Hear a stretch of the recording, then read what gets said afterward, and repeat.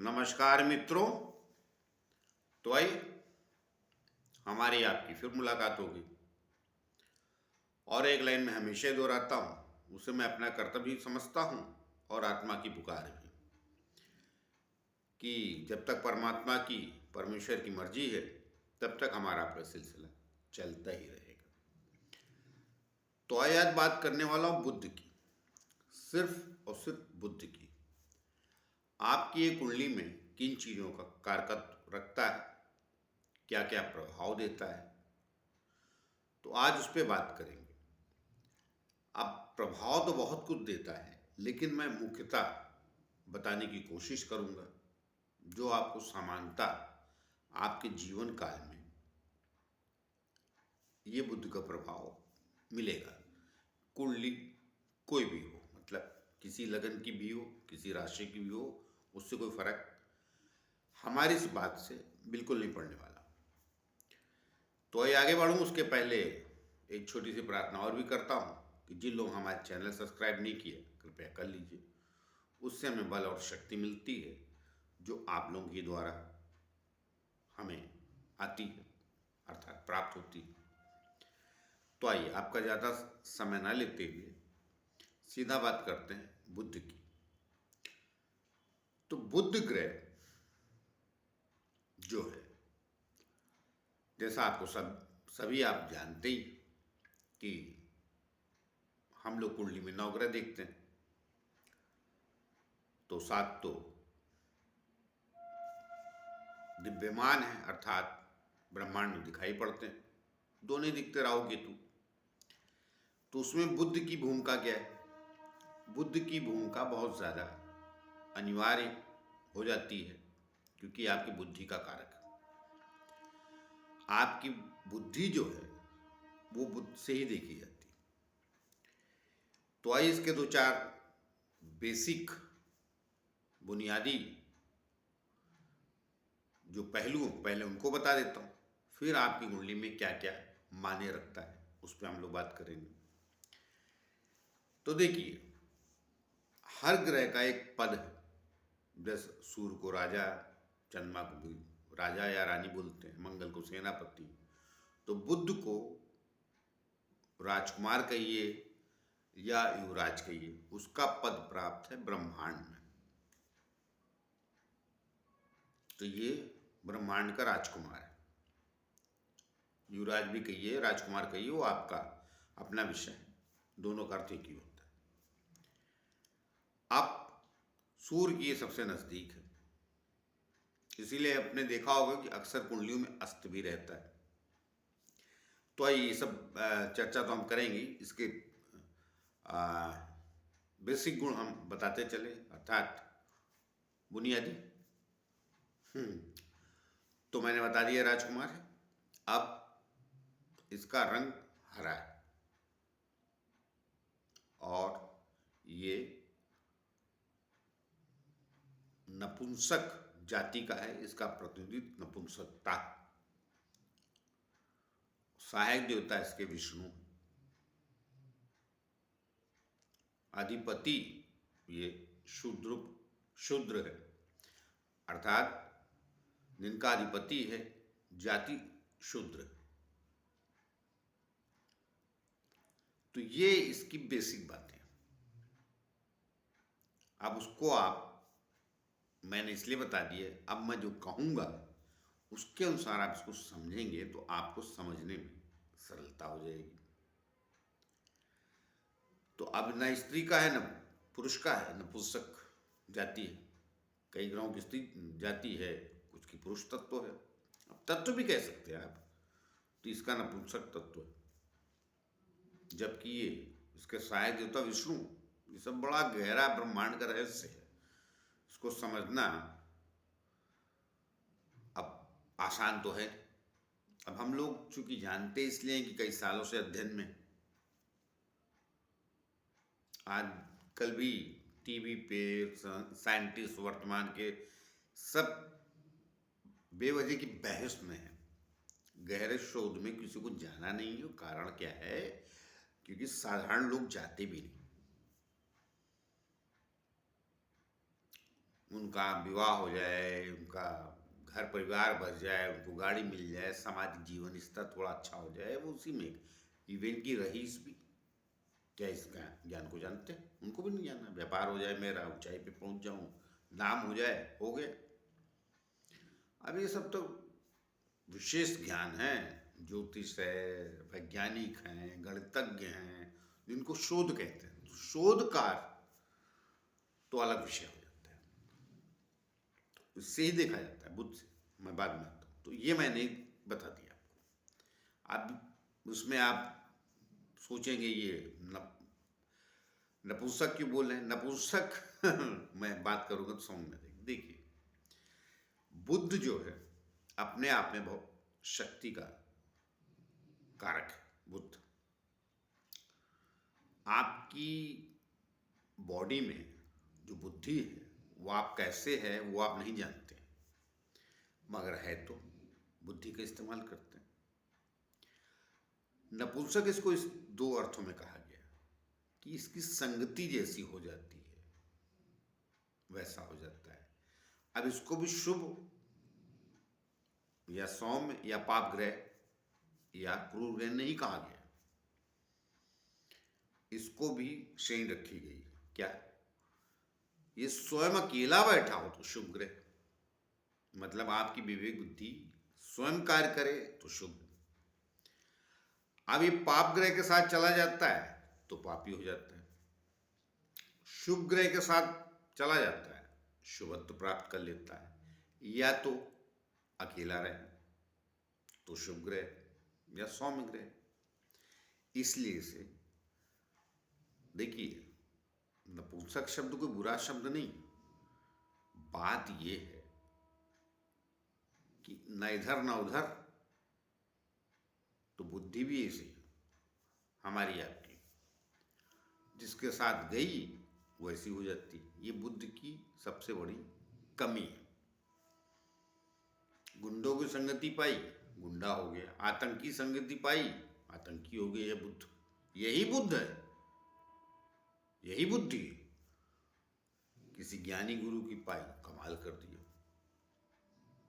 अर्थात बुद्ध वही, इसलिए उसको नपुंसक कहा गया। अकेला भी रहता है कुंडली में तो भी अच्छा है, क्योंकि स्थिर चित्त बुद्धिमान होता है। उसकी अपनी है, ना इनकी सुननी ना उनकी सुननी, मैं हूं वही सही है।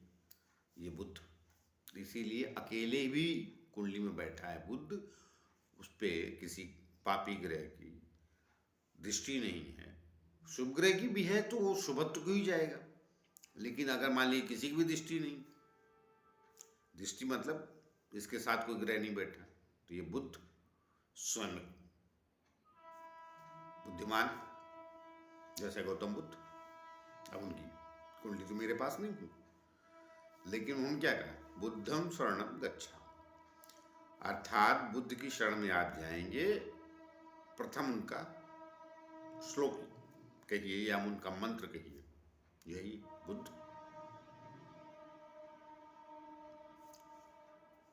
तो अकेला बैठेगा तो ऊंचाइयां प्राप्त कराता है।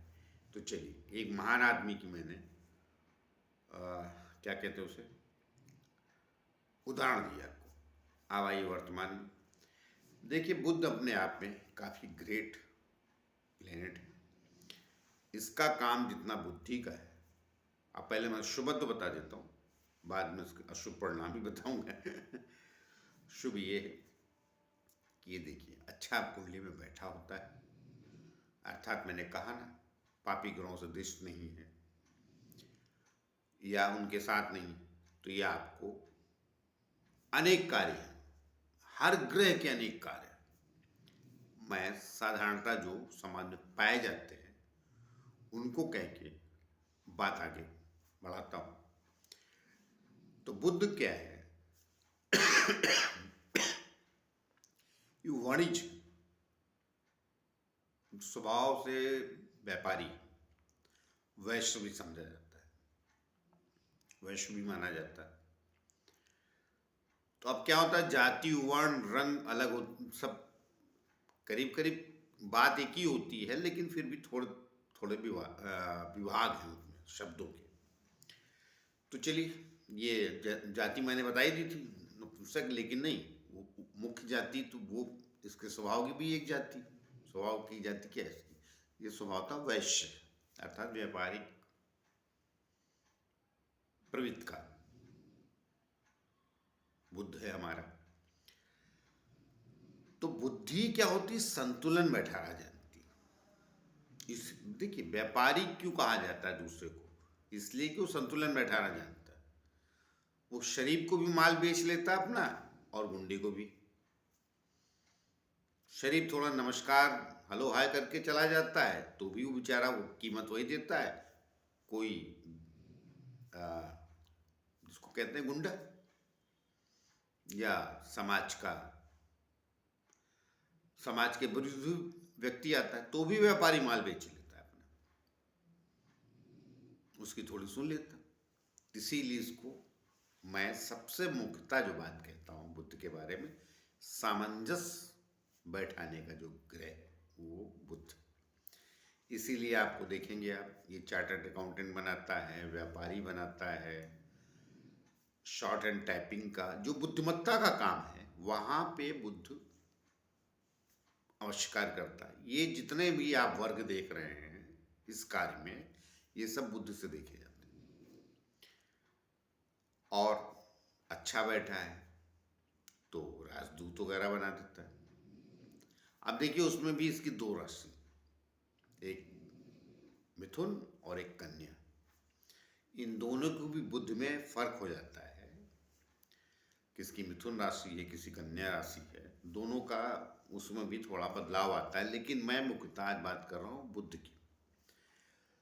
तो ये ऊंचाइयाँ प्राप्त कराता है, जहाँ भी लेखा जोखा होगा बुद्ध वहाँ प्रधान रहेगा। अगर इनकम टैक्स है या मैनेजमेंट का कोई कोर्स है या शॉर्ट हैंड का कोई कोर्स है, बैंकिंग का काम या क्या कहते हैं उसे, ब्रोकरेज का कोई काम, ये सब बुद्ध के काम है। बुद्ध हर जगह हमने कहा सामंजस्य बैठा के काम चलाता है। अब जिसका जिस स्तर पे रहता है वो कमाल करता है।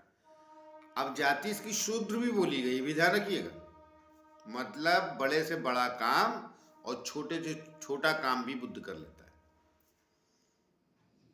कबाड़ खाना भी सिर्फ देखा जाता है, मतलब कबाड़ी भी सिर्फ देखे जाते हैं, ये भी आप मानिए। देखिए मैंने कहा ना एक ग्रह जो आपका कुंडली में कैसा है, इसलिए कई बार सबको कहता हूँ भाई अपनी कुंडली दिखाओगे तो पता चलेगा किससे दृष्ट है, कहाँ का स्वामी है, कहाँ पे बैठा है। घर 12 है, बड़ा आसान नहीं, घर 12 नहीं है, वो ब्रह्मांड है। आप हमारे दर्शक इस बात को मानने के लिए तैयार क्यों नहीं होते? वो घर नहीं है 12 कमरे नहीं है, वो ब्रह्मांड है।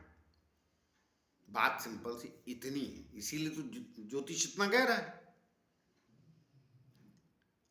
तो अब जान दो, कहा ना वो ज्ञान देंगे तो दीक्षांतर होने लगता है। कई बार अब क्या करें, मेरे पास है तो मैं बोल देता हूँ, कई बार कोई बात प्रथम बोल देता हूँ। अब बुद्ध के बारे में बात कर रहा है तो उसमें निकल गया मुख से। तो बुद्ध जहाँ जिसकी संगति पा जाता है उसके जैसा हो जाता है। गुरु के साथ बैठेगा और ज्ञानी हो जाएगा, शुक्र के साथ बैठेगा थोड़ा उधर का ज्ञानी हो जाएगा। अब शुक्र क्या है, देखिए शुक्र को वीर और आकर्षण का केंद्र मानते हैं तो उधर हो जाएगा। मंगल के साथ बैठेगा तो क्रोधी हो जाएगा, तो तार्किक नहीं रहेगा, ऐसा नहीं। राहु के साथ बैठेगा ठगी में बुद्धि चलाएगा तो ठग क्या, आपको क्या लगता है मामूली बुद्धिमान होते? नहीं, ऐसा नहीं। अरे उनके पास तो जितना ज्ञान है तो है ही नहीं कहीं। गुप्तचर भी यही बना देता है, थानेदार नहीं बनाता। इनफैक्ट मैंने क्या बोला, गुप्तचर। रॉ में जाए तो उधर ठग है, इधर ये रॉ वाला। आप वो कुंडली का देखिए अलग अलग, किसका अलग, कहाँ दृष्टि है, इस पे क्या बैठा है, दोनों काम वही कर रहे हैं। वो आगे आगे, ये पीछे पीछे। वो दो कदम देश के साथ चीटिंग कर रहा है, ये इसको पकड़ने का प्रयास कर रहा है गुप्तचर। और क्या करता है गुप्तचर? मतलब क्या, एजेंट ना आज की दुनिया में। ये भी इसी काम है। बढ़ाईगिरी भी इसी देखी जाती। देखिए, साफ सफाई का काम भी बुद्ध से ही देखा जाता है। निम्न स्तर का जो शुद्धता का जिसको उपाधि दी गई देश में, या देश छोड़ी ब्रह्मांड में, वो भी इसी से। एक तरफ राजदूत बनाता है बुद्ध, और एक तरफ शुद्ध भी बनाता है। तो अब विषय ये है, और मैंने कहा ना, पापी ग्रह भी पकड़ा जाता है। अगर गलत प्लान के साथ चला गया तो गुंडा भी बनाता है, आतंकवादी भी बनाता है। शुभ के साथ चला गया तो राजदूत, राजनेता, ये सब बनाता है। अनेक खूबियां हैं बुद्ध की। मैं कैसे आप सबको समझा दूं, तो समझाने की कोशिश तो कर रहा हूं। जिसकी जो कुंडली में बैठा है, आप जैसे नेचर को वैसा समझ लीजिए। आप उसमें लग्न हो लगने, इसका भी कुंडली में प्रभाव रहता है, मगर मैं बुद्ध की क्वालिटियां बता रहा हूँ। विषय अंतर में होना नहीं चाहता। तो ये बुद्ध जो है अनेक विधाओं का स्वामी है, क्योंकि आपकी जो बुद्धि है ना, देखिए, मन मांग कराता है, चंद्रमा, मगर बुद्ध मांग के साथ अपने कर्तव्य से भी जुड़ जाता है। अर्थात कुछ करना है, आपको बुद्धि विवेक बताती है ना। विवेक अलग चीज, उसमें बुद्ध को शामिल, विवेक गुरु का काम। तो देखिए, ग्रह तो सारे ही हैं ना, तो सब साथ में रहता है आपके शरीर में। जब जिसका जो जो इस्तेमाल कर लेता है, वो वहां से रिश्ता प्राप्त कर लेता है। अर्थात जिसकी कुंडली में जो ग्रह स्ट्रांग होता है, वो दुनिया में उस स्थान पे रिश्ता उसको मिल जाती है। तो मैंने कहा ना, ये शूद्र है, वहां का भी कारक है, और राजदूत भी बनाता है, अर्थात युवराज भी। तो लेकिन युवराज क्या होता है? बिगड़ा भी हो सकता है और सब भी हो सकता है। इसीलिए इसको संगति के द्वारा इसका असर कहा गया है। किसका? बुद्ध का। तो ये जितने भी कार्य ज्ञान से होते हैं, पेंटिंग का कारक है, मैंने पहले बोला बढ़ाई का कारक है, आर्टिस्ट भी बनाता है, सब कुछ करता है। अब आपका बात यह है कि आपकी कुंडली में कहाँ बैठा है, और आपकी बुद्धि किस दिशा में जा रही है वर्तमान में। और कई बार आगे भी गड़बड़ हो जाती, वो तो दिशाओं का गेम है। लेकिन मैंने बुद्ध के कार्यकत्व को ज्यादातर आपको समझा दिया। ये शूद्र भी है, ये उसकी जाति शूद्र, अधिपति मतलब अधिकारी शूद्र रूप ही रहता है बुद्ध। जबकि इसके सहायक देवता विष्णु है, करिश्मा है। इसको समझने की कोशिश कीजिए हमारे दर्शक।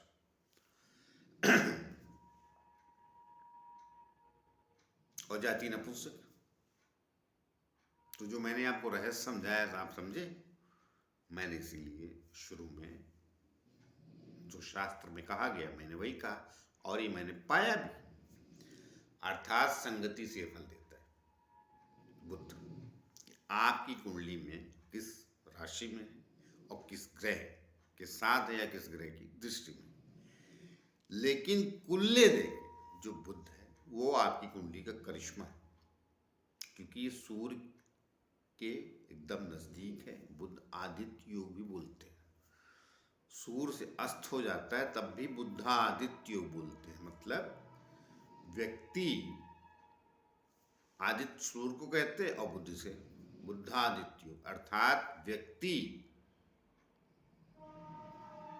आत्मा से परमात्मा तक बुद्ध के द्वारा ही पहुंचता है।